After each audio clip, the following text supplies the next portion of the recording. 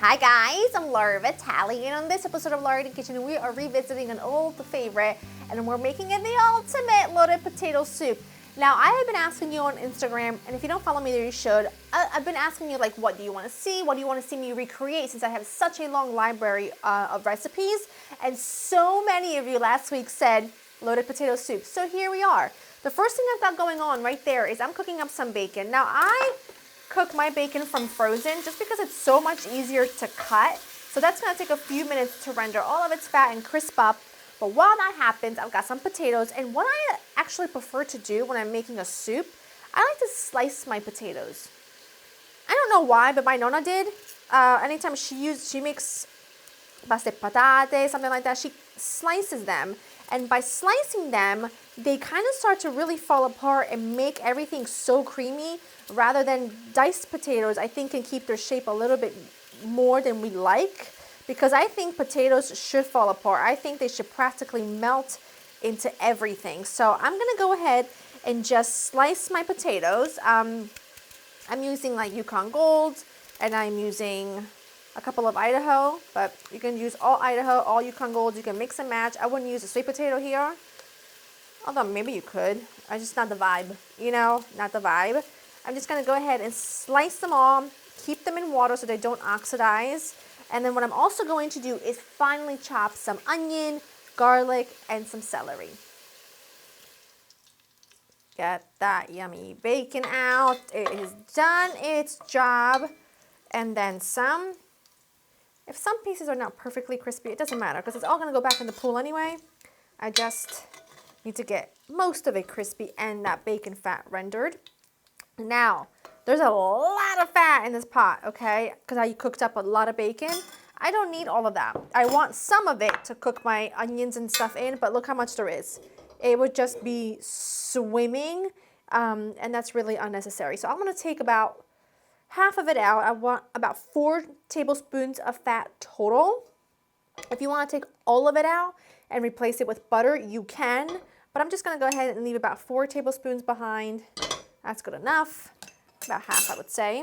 And then add the onions and celery to it. And they're just going to cook up in those really yummy, salty, fatty bits anyway. And be so delicious. And once that's about, I would say, 90% of the way cooked, I'm going to go ahead and add the garlic. I'm not going to add the garlic just yet because I want those to cook for a bit and really develop beautiful color. And then I'll add some garlic after. So I'm going to go ahead and chop about 4 cloves. Those look fantastic. Now it's the time to add the garlic, because you see how there's lots of brown bits. If we added the garlic any earlier, we could risk the garlic being those brown bits. And when garlic gets that dark, it becomes really bitter, and then you have to throw the whole thing out. And we don't want that. So that's just going to cook for like 30 seconds. All you're really looking to do is bloom that garlic flavor, because remember, this is going to simmer for a while. So we just want to give it plenty of time to develop that flavor, and then it will get better and better as it all cooks together.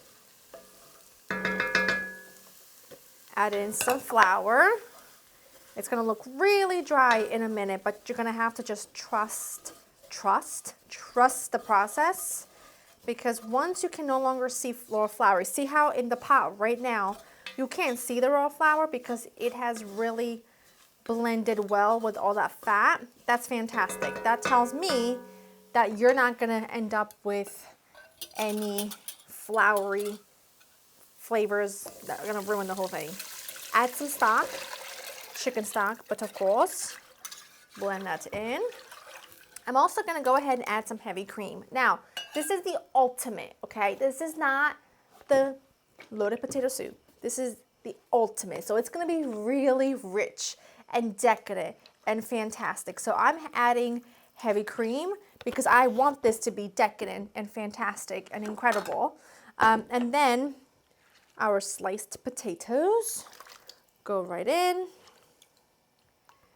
Then you're going to add some all-purpose seasoning of choice. All-purpose seasoning, I make a blend because it's things I already have on hand. All you do is take equal parts garlic, granulated garlic, granulated onion. You can add some hot pepper flakes, not equal, but add some hot pepper flakes, paprika. You can add thyme. I like to add a little bit of Italian seasoning in there too, some dried parsley, a little paprika, and then you've made your very own, very customizable all-purpose seasoning. You can add some cumin and coriander if you wanted to, or you could just keep it like this, and it's perfect. This is going to come to a boil. Then you're going to partially cover it, and you're going to simmer it for a while. You want everything to sort of thicken up and for those potatoes to literally melt and fall apart into the soup. When it's there, I will show you what it looks like, and I'm so excited. If you wanted to make this a little less rich, you could definitely substitute the heavy cream for some skim milk or something lighter like that. Don't use as much bacon as I did. I wanted to make it like the ultimate because truth be told, we don't have this often, but when we do, we want it to be the ultimate. And I rhymed. Okay, I'm gonna pop this on, clean up, and I'll show you what it looks like when it's done. Soup is absolutely perfect. It's been simmering for about an hour and 20 minutes. I'm gonna go ahead and add the bacon back in. If you wanna add the bacon just on top, so that it retains its crunch, you absolutely certainly can. I just feel like I like it running through the entire thing. And then from this point forward, once you've tasted it for seasoning, which I have and it's perfect, you go ahead and top it with your favorite toppings that you would put on a baked potato. For me, it's always gonna be shredded sharp cheddar, must be freshly shredded, of course, chives or scallions, and or both if you have both, and then lots of cracked black pepper, oopsie daisy, and sour cream. I don't have sour cream on hand right now. I have it upstairs, but I don't feel like I'm going to get it.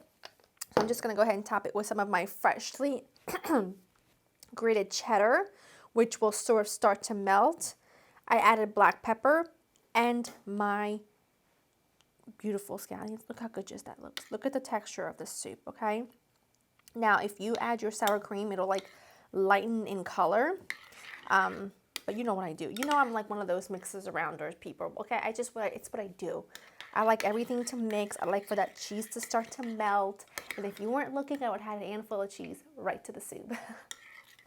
Because that's just how I roll. And it really is the ultimate, most delicious loaded baked potato soup. It's hot though.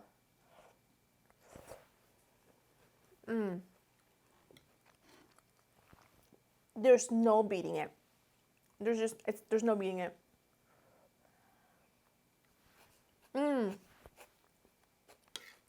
I definitely need my sour cream. The recipe will be at laurainthekitchen.com. I hope you enjoyed spending time with me. I'm gonna go ahead and devour this, and I will see you in the next one. Bye.